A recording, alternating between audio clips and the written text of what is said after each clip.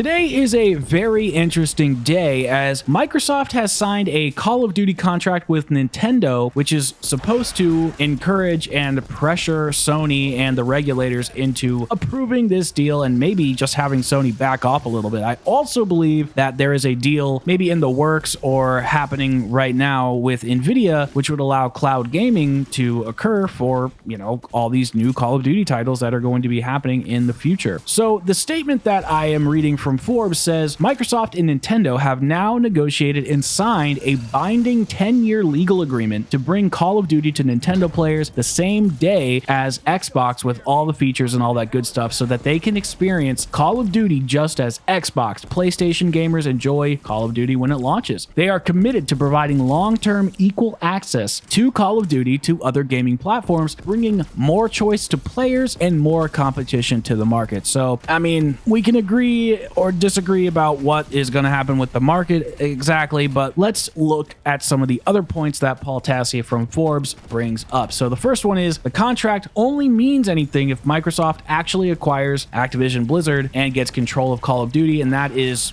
still unsure, especially with all the pushback from regulators and Sony kind of wiggling in there, causing issues. Now, I don't know exactly how much competition is going to occur from Microsoft acquiring this company, but I can say that it would be very good for consumers. Imagine Call of Duty being on Nvidia GeForce Now, Nintendo Switch, PlayStation, Xbox Game Pass, just Xbox in general. That is more platforms than are already available currently. Then you could play it on your Steam Deck. It really would be good for the consumer, but I don't know how much competition would be unless Microsoft really, just pulls back and lets Call of Duty do its thing like it's always been doing and just provides it with the money in order to nickel and dime us with bundles like they've been doing for the past few years. The next point is, can the Switch play Call of Duty games? Obviously, right now, it would be pretty pointless, and the only game on the Switch that could probably run at the moment is Call of Duty Mobile. So hopefully, with this deal, there will be some sort of Nintendo Switch 2 bundle, maybe $400 for an OLED screen, 4K output, and you get the new Black Ops 6 title. That would be a very special way to launch the next generation of Call of Duty inside of the Microsoft umbrella. The article continues to discuss how this move is mostly just a show for regulators, and I would have to agree. Microsoft really knows that something like this is a very, very big deal. We don't want to have some sort of monopoly, a tech monopoly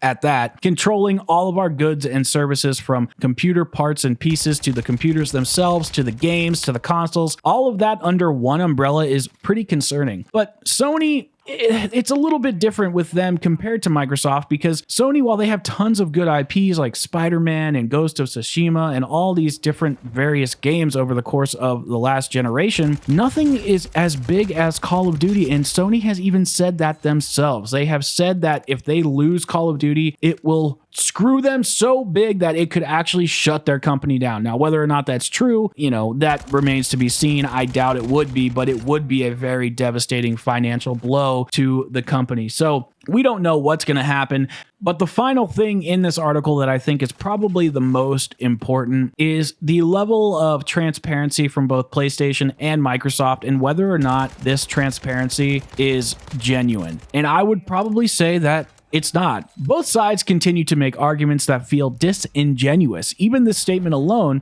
it has always been hard to buy Microsoft's idea that buying one of the biggest developers in the world and owning one of the biggest IPs in the world is good for more competition in the quote-unquote free market. Similarly, I think Sony is also lying when it says that they genuinely believe that Microsoft will strip Call of Duty from the PlayStation Store if they acquire Activision. Of course, PlayStation may be worried about losing exclusive deals and maybe some underlying profits, but there is no way that it actually thinks Microsoft is planning to make COD an exclusive to Xbox and miss out on tens of millions of dollars from PlayStation 4, 5, and 6 sales. Now, the only thing that's really interesting to me is why is Microsoft constantly saying this 10-year deal? We promise that PlayStation will have Call of Duty for the next decade, Nintendo will have it for the next decade, and Nvidia will have it for the next decade. What are they doing after that decade? I am curious. Are they dissolving Call of Duty entirely? Are they going to make it exclusive for just Xbox? Is there some Alex Jones level Phil Spencer conspiracy to turn Microsoft into, you know, Microsoft, PlayStation, Nintendo, Razer, GeForce RTX, Nvidia, Stream Deck, Elgato, steampunk fucking giant fixture? I doubt it, but it is interesting that they are only going so far into the future rather than just promising that Call of Duty will just remain a free and open IP for all consoles for years to come. Maybe it's just legal mumbo jumbo that I don't understand. Either way, that's going to do it for today. I appreciate you checking in on the video. Make sure to leave a comment down below that like button, because last time I made a video about this, a lot of people told me that I was wrong for thinking that Microsoft was not gonna be able to acquire Activision, and every day that's passed, it seems like it may not happen. And I'm not saying I like predicted the future or anything. I'm just saying that I'm just concerned that a deal of this magnitude may not go through, which I actually do think will be beneficial for this particular IP. And it's hard to say because Activision's so large, but I am curious to what you guys think down below. Do you think that this Nintendo deal is transparent for Xbox? Do you think they're just trying to buy more goodwill and that it's all posturing? Do you think Sony is acting, you know, in ill faith?